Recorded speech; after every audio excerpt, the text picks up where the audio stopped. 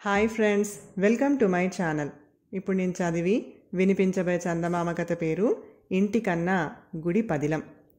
రామన్నకు ఎంతో వాత్సల్యంగా చూసుకునే తల్లి, తండ్రి, అనుకూలవతి అయిన భార్య, ముత్యాల్లాంటి 3 బిడ్డలు ఉన్నారు. అతడు అన్ని విధాలా అదృష్టవంతుడని అందరూ అనేవాళ్ళు. కానీ అతన్ని గురించి ఇంట్లో వాళ్ళందరికీ చాలా కాలంగా చిన్న అసంతృప్తి ఒకటి ఉంది. రామన్నలో దైవభక్తి ఉన్న ఛాయలు కనిపించేవి కావు. అతడు దేవుడు ఉన్నాడని అనడు, లేడు అనడు. కానీ గుడికి రమ్మంటే మాత్రం రాడు. ఈ విషయంలో తల్లి తండ్రి చెప్పి చెప్పి విసిగిపోయారు. భార్య కాళ్ళ వేళ్ళ పడి ఊరుకుంది. పిల్లలు ఎంత బ్రతిమిలాడినా ప్రయోజనం లేకుండా పోయింది. ఈ కారణం వల్ల ఏవైనా పర్వదినాల్లో ఇంటిల్లిపాది గుడికి వెళ్ళినప్పుడు రామన్న ఒక్కడు ఇంటికి కాపలా ఉండటం మామూలైపోయింది. ఒకసారి రామన్న కొడుక్కు పెద్ద జబ్బు చేసింది. ఎలాంటి మందులకు జబ్బు లొంగి రాలేదు. ఇక అన్ని ఆశలు వదులుకున్న సమయంలో రామన్న భార్య కొడుక్కు జబ్బు నయం అయితే సకుటుంబంగా వచ్చి దేవుడికి అర్చన చేస్తానని మొక్కుకుంది. ఆమె ఇలా మొక్కుకున్న రాత్రే జబ్బు కాస్త తిరుగుముఖం పట్టింది. కొడుకు పూర్తిగా కోలుకున్నాక రామన్న భార్య భర్తకు గుడిలో అర్చన గురించి చెప్పింది. ఎప్పటిలాగే మీరంతా గుడికి వెళ్ళిరండి, నేను ఇంటికి కాపలా ఉంటాను అన్నాడు రామన్న. అలా అనకండి, దేవుడికి కోపం వస్తుంది. ఇంటిల్లిపాది కలిసి గుడికి వచ్చి అర్చన చేయిస్తానని మొక్కుకున్నాను అని విచారంగా ముఖం పెట్టింది రామన్న భార్య. నాకు గుడి, ఆ వాతావరణం అంటే చిరాకు. ఒక్క క్షణం కూడా అక్కడ కాలక్షేపం జరగదు అన్నాడు రామన్న విసుగు పడిపోతూ. ఎవరు ఎంతగా చెప్పినా వినకపోయేసరికి రామన్న తండ్రి కోడలితో లాభం లేదు, మనం వెళ్దాం. ఇలాంటి మొండిగటాన్ని తన దగ్గరికి ఎలా రప్పించుకోవాలో ఆ దేవుడికి తెలియదని మనం ఎందుకనుకోవాలి అన్నాడు కోపంగా.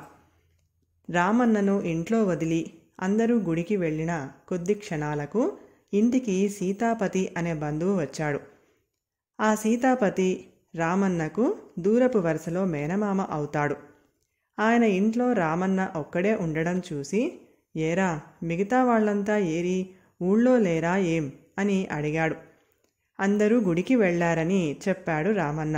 మరి నువ్వు వెళ్ళలేదేం అని సీతాపతి రామన్నను అడిగి, అతడు ఏదో చెప్పబోయే అంతలో, పోనీలెద్దు, అంతకంటే పుణ్యం గిట్టుబాటు అయ్యే పని చెబుతాను అంటూ కింద పరిచి ఉన్న చాప మీద కూర్చొని సంచిలోంచి ఒక పుస్తకం తీసి, ఇది భగవద్గీత, ఇందులో మొత్తం 18 అధ్యాయాలు ఉన్నాయి.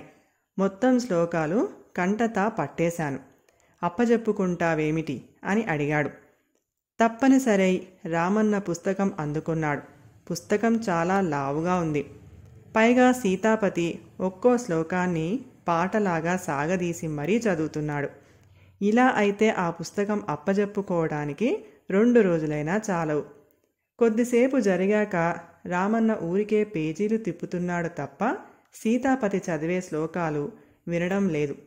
ఏరా అబ్బాయి, నువ్వు సరిగా అప్పజెప్పుకోవడం లేదు, నిన్ను పరీక్షిద్దామని కావాలనే ఇప్పుడు శ్లోకం తప్పు చదివాను, అయినా నువ్వు తప్పు పట్టుకోలేదు అంటూ సీతాపతి రామన్నను మందలించాడు. ఏమిటో కళ్ళు మండుతున్నాయి మామయ్య, సరిగ్గా చూడలేకపోతున్నాను అన్నాడు రామన్న తప్పించుకోవడానికి సాకుగా. అయ్యో చెప్పావు కాదేం, నాకు కళ్ళ మంటలకు వైద్యం తెలుసు అంటూ సీతాపతి రామన్నను పెరట్లోకి తీసుకుపోయి రకరకాల మొక్కల ఆకులు తుంపి అవన్నీ అరచేతిలో వేసుకొని నలిపి, ఒక్క క్షణం కదలకుండా అలా కూర్చో, కళ్ళల్లో పిండుతాను అన్నాడు. ఆ రసంతో ఉన్న కళ్ళు కూడా పోతాయేమోనని రామన్నకు ఎక్కడలేని భయం వేసింది. వద్దు మామయ్య, ఈ ఉదయాన్నే గ్రామ వైద్యుడు నా కళ్ళల్లో ఏదో రసం పిండాడు, అది ఇది కలిసి వికటిస్తుందేమోనని నా భయం అన్నాడు రామయ్య. మరి ఈ మాట ముందే చెప్పొద్దు, అసలు నీకు మతిమరుపు జాస్తిలాగుంది. ఇంత చిన్న వయసులో అంత మతిమరుపు ఉండకూడదు, దీనికి వేరే పసర్లున్నాయి అంటూ సీతాపతి మళ్లీ పెరట్లో మరేవో ఆకులు తుంపసాగాడు. ఇది చూసి రామన్నకు గుండె గుబగుబలాడింది. అతడు సీతాపతితో, మామయ్య, దేవుడంటే నీ అభిప్రాయం ఏమిటి అన్నాడు. దేవుడనేవాడు ఉన్నాడు. అయితే కొందరు మూర్ఖులు ఆయన గుడిలో మాత్రమే ఉన్నాడనుకుంటున్నారు. నేను మాత్రం ఆయన ఎక్కడ పడితే అక్కడ ఉన్నాడని నమ్ముతాను. అందుకే నేను దేవుణ్ణి ఎక్కడైనా ప్రార్థిస్తాను, కానీ గుడిలో మాత్రం ప్రార్థించను అన్నాడు సీతాపతి. నిజంగా నువ్వు గుడిలో అడుగు పెట్టవా మామయ్య అని అడిగాడు రామన్న ఆతృతగా. పొరబాట్న కూడా అడుగు పెట్టను అన్నాడు సీతాపతి.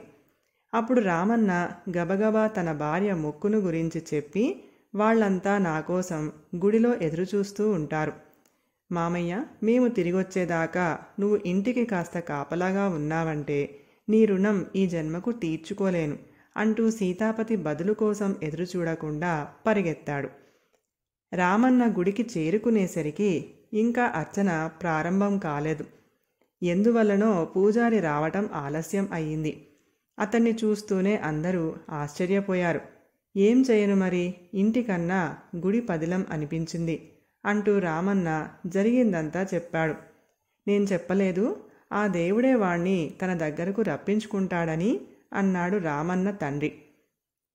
రామన్న ఎంతో భక్తి శ్రద్ధలతో ఇంటి వాళ్ళందరితోనూ కలిసి దేవుడి అర్చనలో పాల్గొన్నాడు. ఇల్లు చేరగానే రామన్న తండ్రి సీతాపతితో, సీతాపతి బావా, ఈనాటి నుంచి పండగల్లోనూ పర్వదినాల్లోనూ మా ఇంటికి వస్తూ ఉండు. నీ కారణంగా మా వాడికి దైవ దర్శనమైనా అవుతూ ఉంటుంది అన్నాడు. ఆ మాటల వెనుక ఉన్న రహస్యం ఏమిటో తెలియక సీతాపతి ఆశ్చర్యపోయాడు.